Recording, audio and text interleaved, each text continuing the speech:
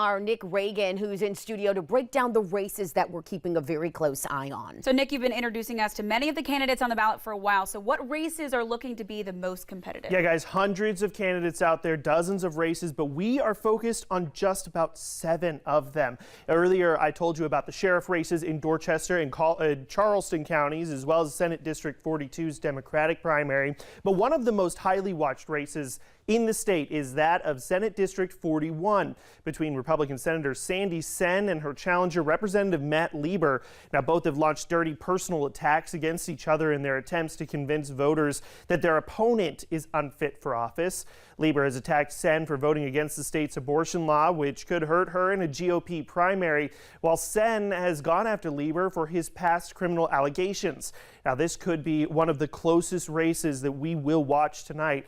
But of course, the race that we are all closely watching is that of U.S. House District 1 and the fight between Nancy Mace and Catherine Templeton. Now, Bill Young's also in that primary, but despite a recent poll saying that he's a close contender, he's not managed to raise or spend anywhere close to his opponents. Most believe Mace and Templeton are the 2 main candidates in this race, both of them spending hundreds of thousands of dollars just in the primary alone. Now, on the Democratic side, you've got Mac DeFord and Michael Moore. They're vying for the nomination. While Charleston was once a purple district, it does lean a little more Republican since the last redistricting, meaning either of these candidates will have an uphill fight in November, but by no means is it impossible for them to win.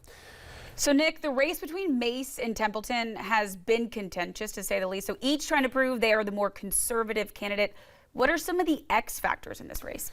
Yeah, Katie, Mace carries that incumbency advantage and the endorsement from former President Donald Trump, but that endorsement did not help Katie Arrington in the last election. A big factor could be those Nikki Haley voters who see Mace's endorsement of Trump in the presidential primary as a potential betrayal. But keep in mind, Templeton did work in Haley's administration. That said, Haley has stayed out of this fight so far. Katie, Shelby.